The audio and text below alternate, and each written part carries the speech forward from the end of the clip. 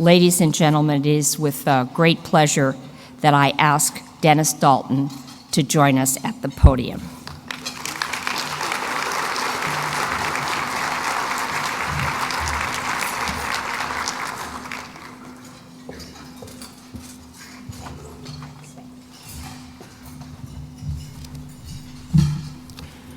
It's with great honor that I have been invited to speak and am now at this podium, and I want to express my appreciation to Molly. Molly, as you were speaking, it occurred to me that I've now seen you perform in 3 distinct roles. First, esteemed president of ACE. Second, as a highly engaged participant in the conference that you mentioned where we met. And then third, as a grandmother. I don't know whether or not you have seen Molly perform in that role. May I ask how many people have met Molly's grandchildren here? Not many. Well, I claim that I have, and they are jewels. They're adorable. And in the language of my own grandchildren, approximately the same age as Molly's, they are so cool. Dude. Awesome. And so, Molly, thank you for that introduction, and I can only say in appreciation, Namaste, Molly G, which, as you know, means I bow to you, dear Molly. Now, I am going to speak, as Molly said, about Gandhi, King, and the Occupy movement. This topic has been on my mind since last August, when the Occupy movement burst on the American scene.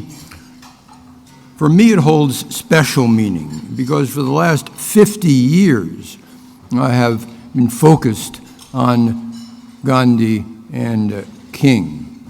For an old man like me, I assume you're all younger than I am here, 50 years is a long time to maintain focus on anything, but I have maintained focus on my wife, who happens to be here. I fell in love with Gandhi in India, Nepal, about the same time that I fell in love with Sharon. And Sharon, without you, you know, I wouldn't be here right now. So for 51 years, we have been together, as I've been with Gandhi.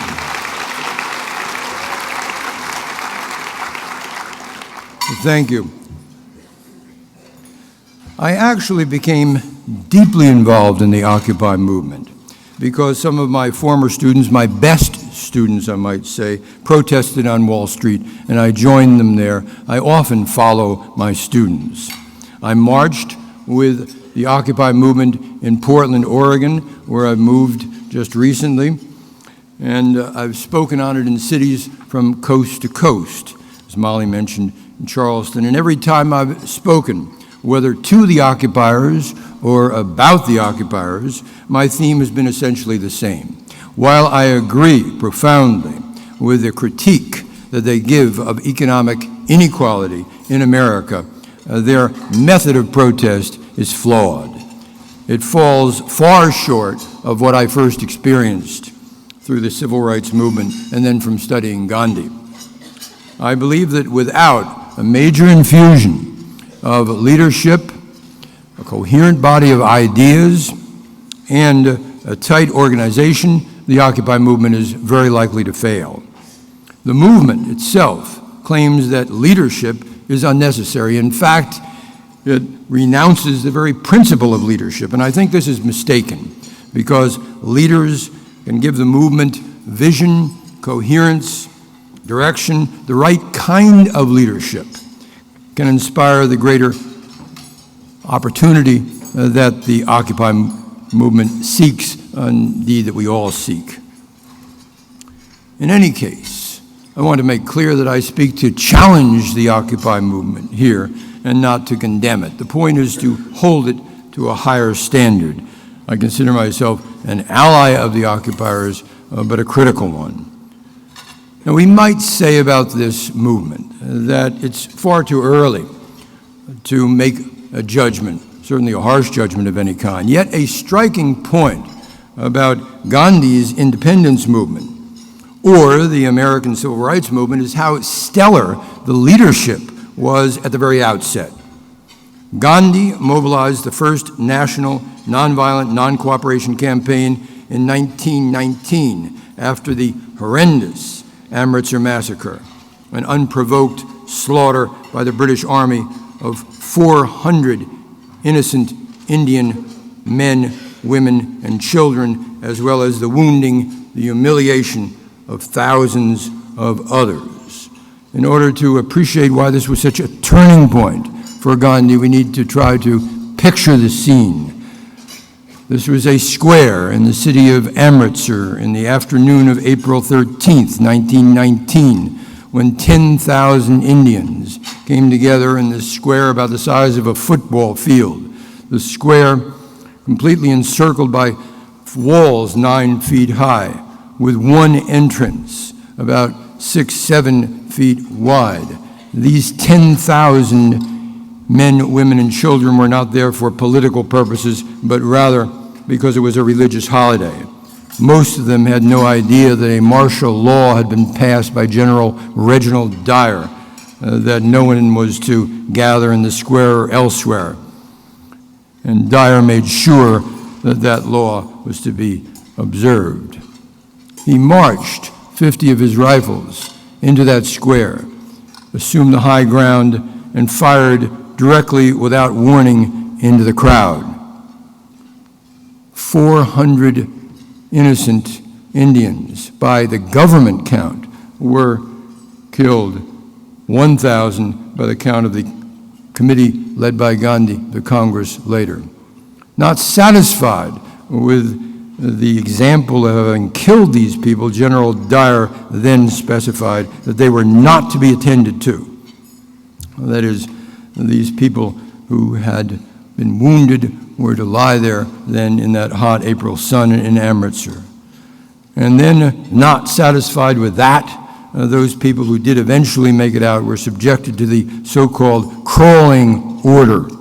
And that was that, to quote from the order itself that General Dyer passed, these Indians, to show their repentance for the defiance of his martial law, were to get down on the ground and crawl, wriggle on their bellies like worms in order to show their shame. Now, Gandhi was naturally, all of India was naturally horrified that the British should have lost it to that degree. And from Gandhi's point of view, he realized that British colonialism had, in a single stroke of brutality, lost its legitimacy to rule. What did he do? He brilliantly seized the moral high ground with his crystal clear opposition not only to the Raj, but also to the formidable band of Indian terrorists. Most people don't realize that long before the terrorist movement in the Middle East, there was a highly sophisticated and powerful group of terrorists in India. And when they, the terrorists, cried out for the blood of the British in retaliation, Gandhi made his famous response that, quote, "an eye for an eye makes the whole world blind." He argued against the terrorists that there must indeed be action, but the escalation would be of nonviolence and not of violence, that is, using non-cooperation and not terrorism. Now, only 8 years after India gained its independence in 1947, Martin Luther King Jr. inherited the mantle of Gandhi.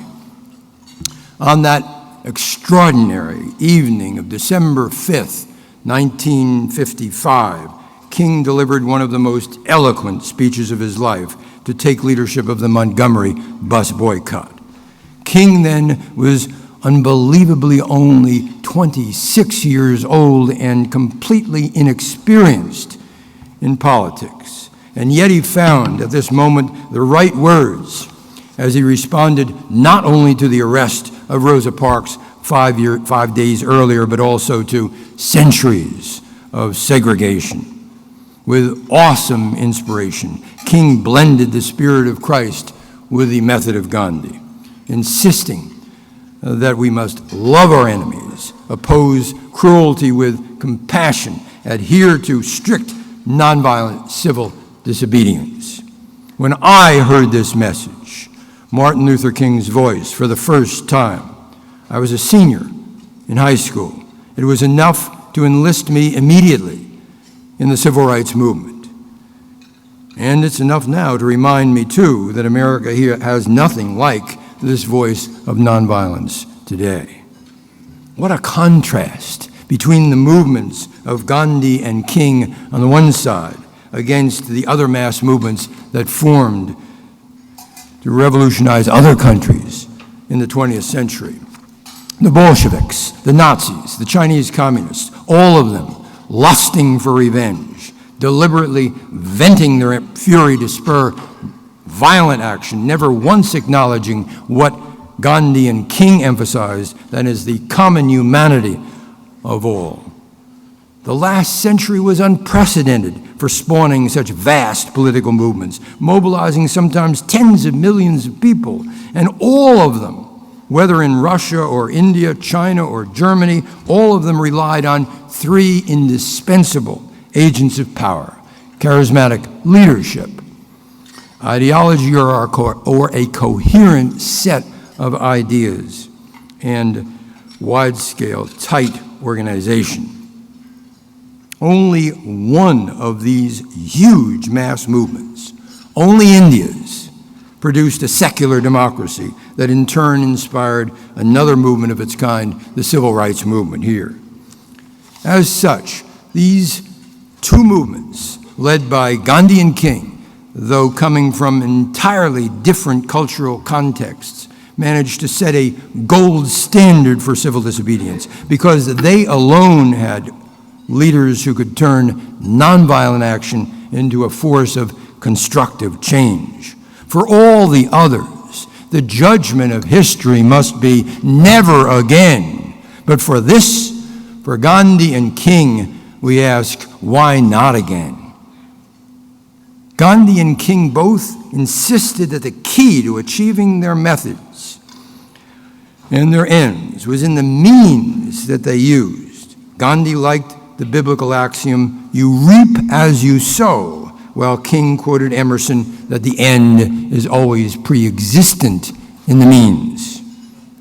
Following Thoreau, they called their method civil disobedience, but they moved much beyond Thoreau in what they meant by civil, because unlike Thoreau and unlike some occupiers, civil or civility demanded an absence of anger, a presence of compassion, not merely abstaining from violence, but expressing empathy and forgiveness of the opponent.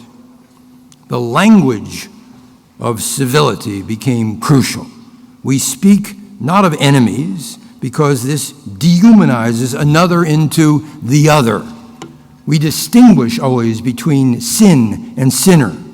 As King told us repeatedly, we must not only refuse to hit them, we refuse to hate them. This language, these symbols and symbolic action commanded the civil disobedience movements in India and America.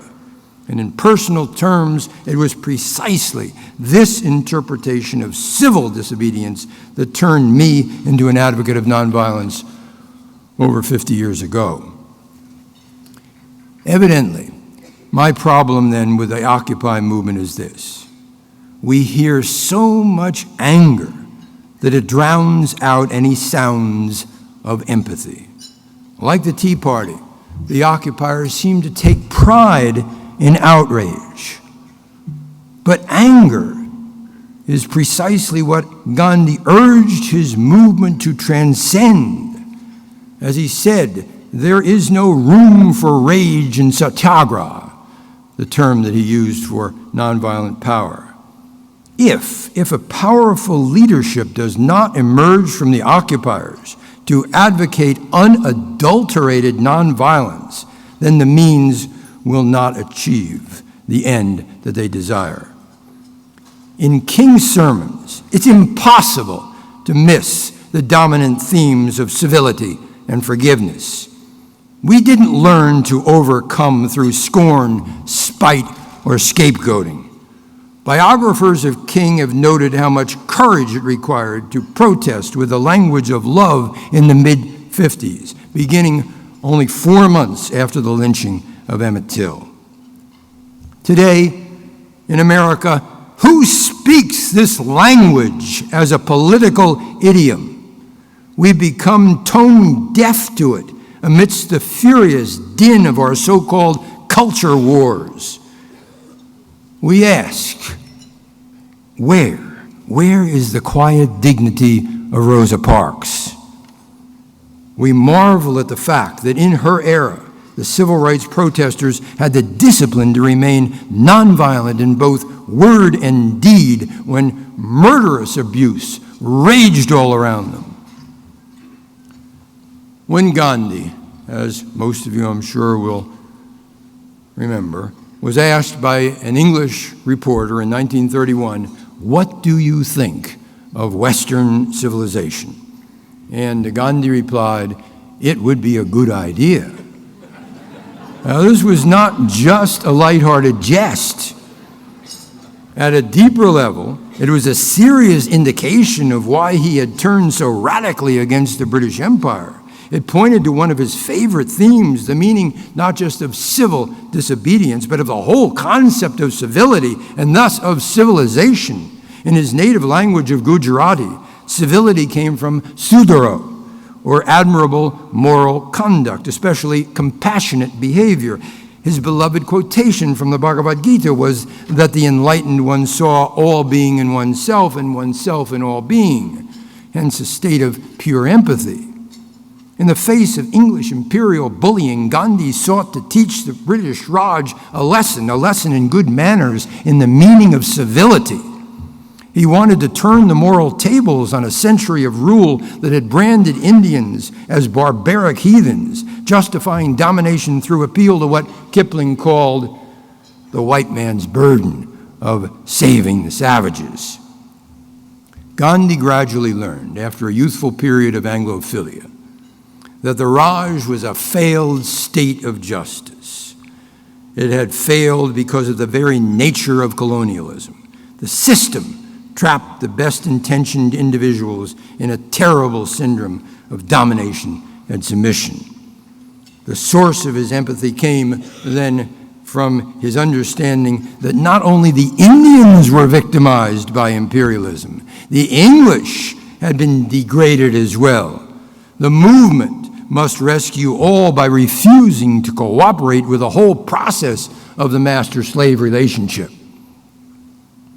It was this that became King's brilliant message as well to America, that the civil rights movement meant redemption of the American dream through true civil disobedience, to oppose injustice, however brutal, with civility and courageous non-cooperation.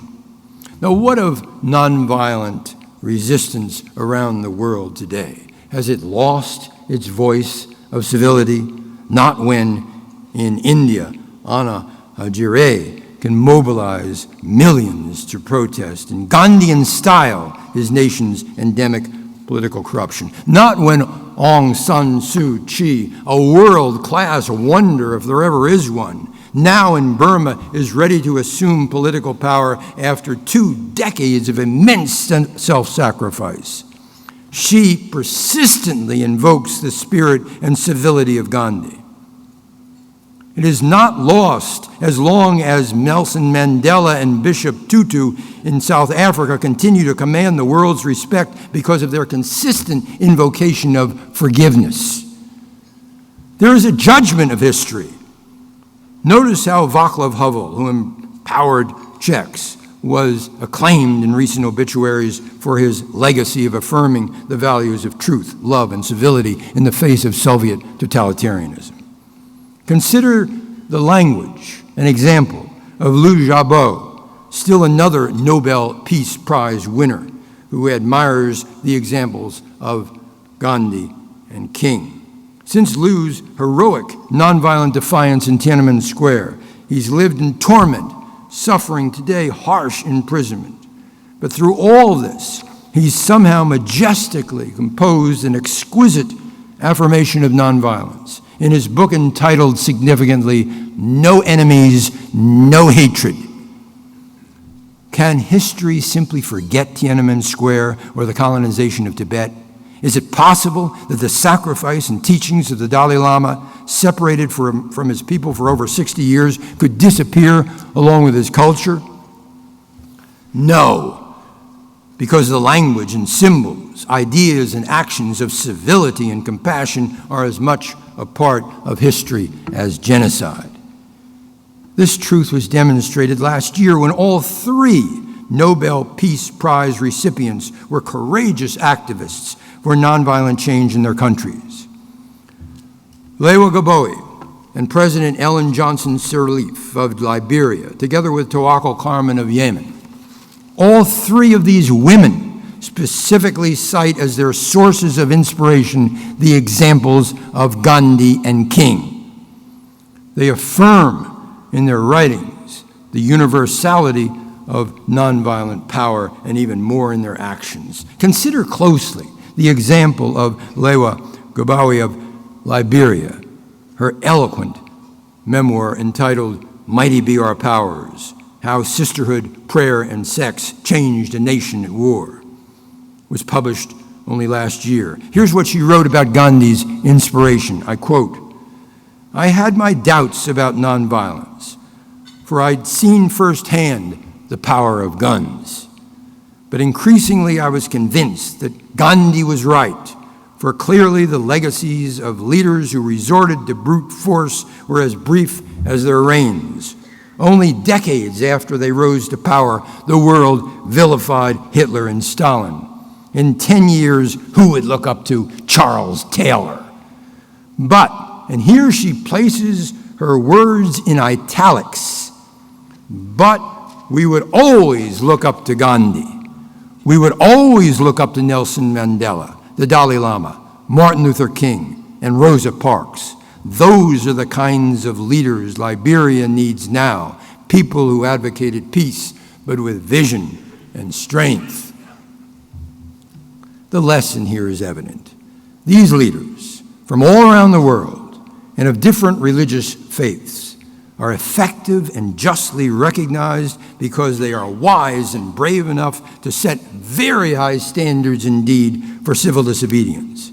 As adherents to strict nonviolence, as some confront ruthless oppression, they steadfastly speak for compassion, for forgiveness, for empathy, for no enemies, no hatred, for an uncompromising, unconditional Gandhian rejection of acrimony and anger towards their opponents after experiencing not merely years but decades of imprisonment and violence. Now, to return to the occupiers, it's obvious that the occupiers can rightly condemn the conduct of our elected politicians or presidential candidates. But the power of nonviolence cannot come from mere condemnation of corrupt values or crude politics. The power of true civil disobedience flows from moral examples of leaders who themselves personify the goals that the movement seeks.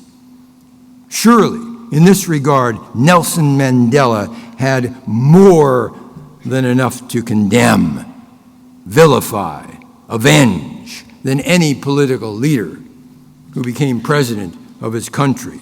He's revered today because he chose instead a path of nonviolent reconciliation. Look at his language. Try to find in Nelson Mandela's speeches and writings a single word, a tone, a gesture of incivility. And this after 27 years of imprisonment. Let Americans who take such pride and outrage engaged in politics today at any level, on the left or the right, consider the example for a moment of Nelson Mandela. When I describe to the occupiers how I personally saw nonviolent power work in the 60s, they say that this sounds as though I'm giving an exam, asking whatever happened to Rosa Parks. In reply to them, I say this, with which I'll also conclude my remarks to you today. First, my standards of civil disobedience are not unreasonable, because the civil rights movement did occur here in an America that had its vast inequalities among races and genders during that time that King led us. It is correct to say today, as he did then, that America is a democracy that values the right of civil disobedience. What we lack today are leaders like King and many others in his movement who eloquently called us to greatness with their ideals of pure nonviolence. We ask for citizens, whether candidates or protesters, who will not demean us any longer with their indignities, contending that their special outrage is an essential means to an end. Instead, we ask to be uplifted, to uplift our country through compassion, because only that can bring us closer to equality. Is this too much to ask or expect of American politics today? We hope not. But surely it is not too much to ask of those in our profession of education to uphold and maintain these standards in the name of historical judgment, to insist that we need not settle for less than civility, because this is, after all, the only quality to ensure human dignity. As educators of this country, this is our calling, so let us be the last to forget or to abandon it. Thank you so much.